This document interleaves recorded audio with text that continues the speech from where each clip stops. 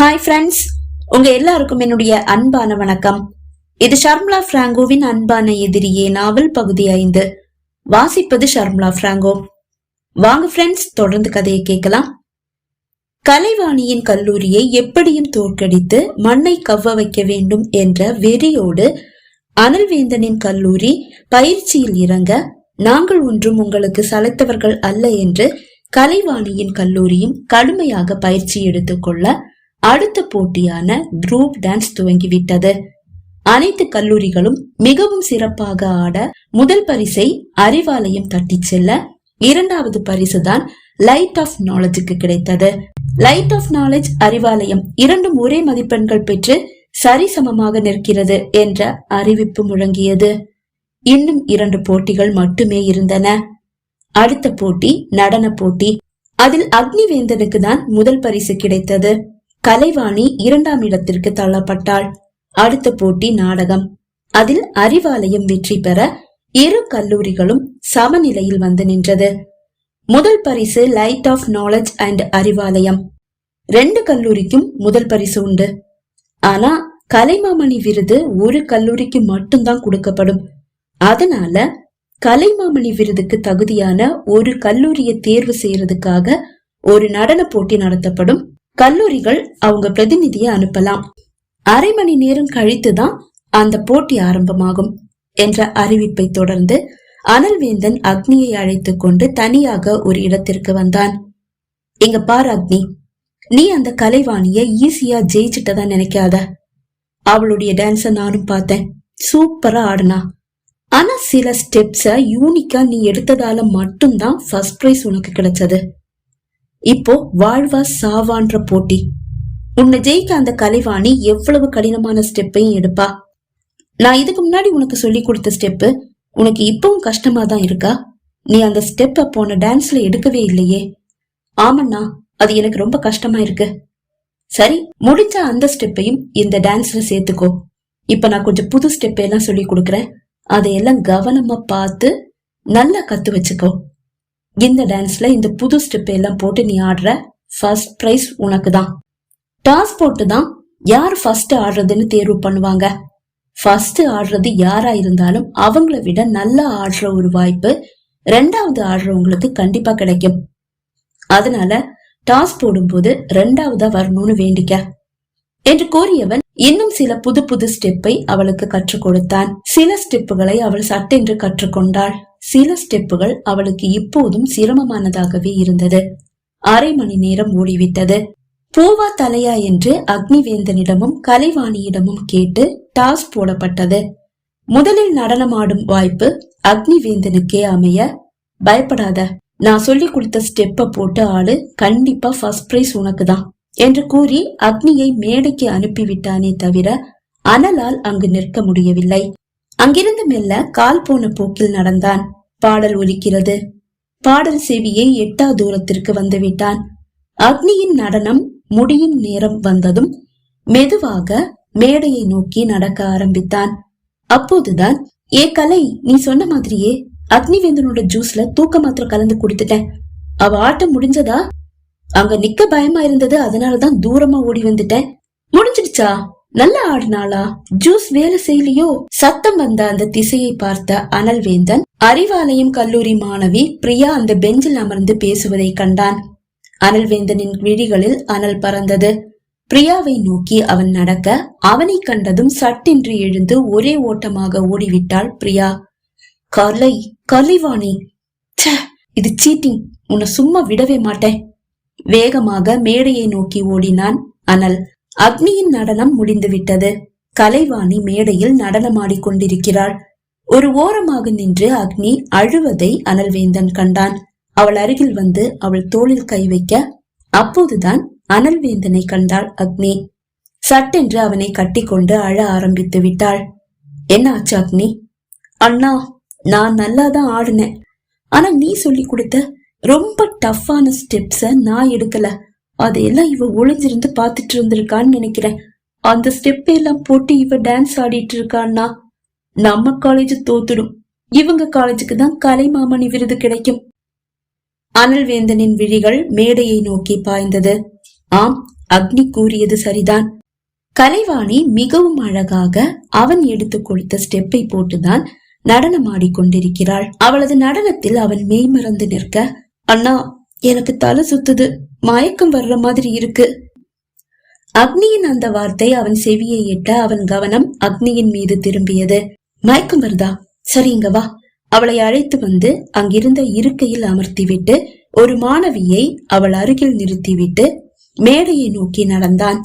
நடனம் முடிவடையட்டும், கலைவாணியை சும்மா விடக்கூடாது என்ற எண்ணத்தோடுதான் அவன் மேடையின் அருகில் வந்து நின்றான். ஆனால் மிகவும் அழகாக நடனமாடும் கலைவாணியின் அந்த நடனத்தை தன்னை மறந்து ரசித்தவன் அப்படியே மெய் மறந்து நின்றாலும் அவள் செய்த தவறை மன்னிக்க அவனால் முடியவில்லை. அப்போதுதான் அவனது கல்லூரி மாணவிகள் இருவர் பேசிக் கொள்வது அவன் செவியில் வந்து வீழ்ந்தது. இவன் நம்ம நினைச்ச மாதிரி சாதாரண ஆள் கிடையாது. அக்னி தன்னால ஆட முடியாதுன்னு சொன்ன ஸ்டெப் எல்லாம் இவர் ரொம்ப ஈஸியா ஆடுறா. இதுல வேடிக்கை என்னன்னா, இதுல ஒரு ஸ்டெப்ப கூட அக்னி எடுத்து ஆடல. கலைமாமணி விருது இவளுக்குதான், அதுல எந்த சந்தேகமும் இல்ல. அவர்கள் அப்படி பேசிக் கொண்டாலும் கலைவாணி தூக்க மாத்திரையை கலந்து கொடுத்ததால் மட்டுமே அக்னி சரியாக ஆடவில்லை என்றுதான் அனல்வேந்தனின் மனம் கூறியது. நடனமும் முடிவடைந்து விட்டது. மேடையிலிருந்து இறங்கிய கலைவாணி உடை மாற்றுவதற்காக தங்கள் அறையை நோக்கி சென்றாள். அவள் பின்னால் சென்றான் அனல்வேந்தன். கலைமாமணி விருது பெறும் கல்லூரி என்று அறிவிப்பாளர் கூற, அறிவாலயம் என்று மாணவர்கள் ஒரே குரலில் உரக்க கத்தினர். இனி நான் சொல்ல வேண்டிய அவசியம் எதுவும் இல்ல, ஆனாலும் சொல்ல வேண்டியது என்னுடைய கடமை. நீங்க சொன்ன மாதிரி அறிவாலயம் தான் கலைமாமணி விருதை தட்டி செல்லுது. அறிவிப்பாளர் கூற கர ஊசை விண்ணை தொட்டது. அறிவிப்பை காது குளிர கேட்டபடியே தங்கள் அறைக்குள் வந்தாள் கலைவாணி. அவள் முன்னால் கோபமாக வந்து நின்றான் அனல்வேந்தன். அவனை கண்டதும் கலைவாணி விடவிடத்துதான் போனாள். பளார் என்று அவளை அறைந்தான் அனல்வேந்தன். அந்த அடியில் ஒரு சுற்று சுற்றி கீழே வீழ்ந்தாள் கலைவாணி. கன்னத்தை பிடித்துக் கொண்டு மெல்ல எழுந்து நின்றவள், அப்பா என்ன அடி! ஏன் சார் அடிச்சீங்க? நீங்க உங்க தங்கச்சிக்கு ரொம்ப அழகான நல்ல நல்ல ஸ்டெப் எல்லாம் போட்டு கொடுத்தீங்க. ஆனா அதுல எந்த ஸ்டெப்பையும் உங்க தங்கச்சி யூஸ் பண்ணல. உங்க தங்கச்சி டான்ஸ் ஆடினதுக்கு அப்புறமா தான் அவ எடுக்காத ஸ்டெப்புகளை மட்டும்தான் நான் எடுத்து யூஸ் பண்ணிக்கிட்டேன். பாழா போற ஸ்டெப்ப நான் எடுத்து யூஸ் பண்ணிக்கிட்டேன். அதுல என்ன சார் தப்பு இருக்கு? அதுக்காக நான் உன்னை அடிக்கல. வேற எதுக்கு சார் அடிச்சீங்க? என்னுடைய தங்கச்சியுடைய ஜூஸ்ல தூக்க மாத்திரை கலந்து கொடுத்தல, அதுக்காக தான் அடிச்சேன். தூக்க மாத்திரையே நான் கலந்து கொடுத்தேனா? நடிக்காத. உன்னுடைய ஃப்ரெண்டு பிரியா உன்கிட்ட போன் பண்ணி பேசிட்டு இருந்தத நான் கேட்டேன். நெற்றியை பிடித்துக் கொண்டாள் கலைவாணி.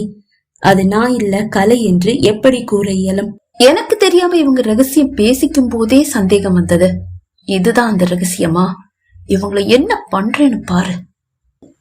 என்ன சொல்வது என்று அறியாது அனல்வேந்தனை பார்த்து திரு திருவென்று விழித்தாள் கலைவாணி.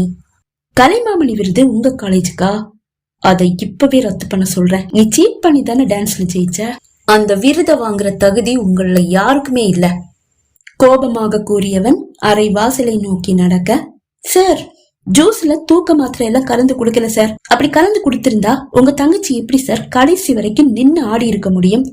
அவள் கூறுவதை செவியில் வாங்காமல் அவன் அரை வாசலுக்கு வந்தே விட்டான். ஓடி வந்து அவனை வழிமறித்து வாசலில் நின்றவள், சார் எங்க ஸ்டூடெண்ட்ஸ உங்க ஸ்டூடெண்ட்ஸ் ரொம்ப கேவலமா பேசி அவமானப்படுத்தி இருக்காங்க.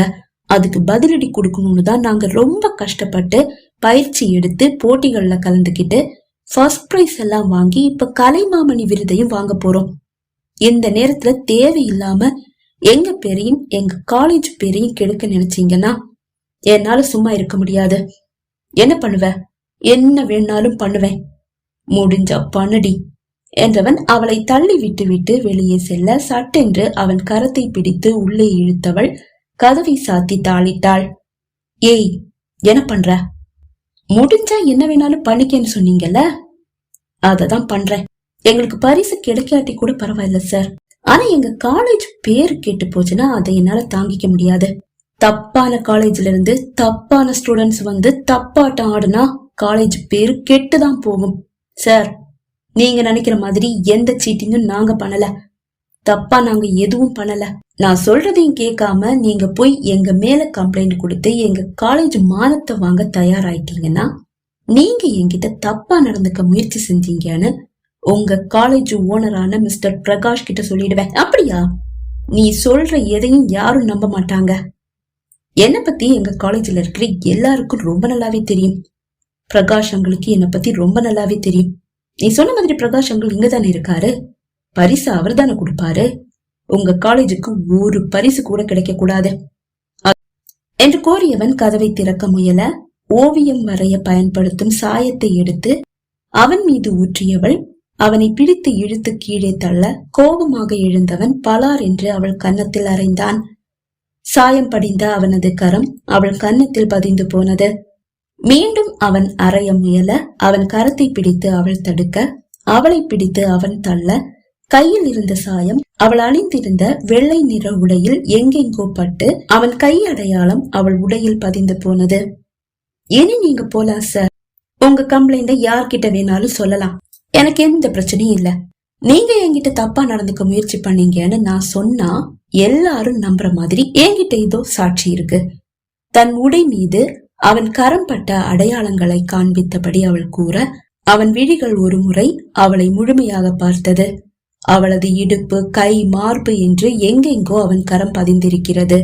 ஆடி போனவன், நான் வேணும்னே உங்ககிட்ட தப்பா நடந்துக்க முயற்சி பண்ணல. உன்னை தள்ளும் போது கை எங்கெங்கயோ பட்டுடுச்சு அப்படின்னு நீங்க சொன்னா யாரும் நம்ப போறது இல்ல சார். நீங்க எங்க காலேஜ் மானத்தை வாங்கினா நான் உங்க மானத்தை வாங்கிடுவேன். ஆடி போனவன் அமைதியாக அந்த அறையிலிருந்து வெளியேறினான். பகுதி 5 நிறைவடைந்தது. பகுதி 6 உங்களை சந்திக்கும் வரை விடைபெறுகிறேன். நன்றி, வணக்கம்.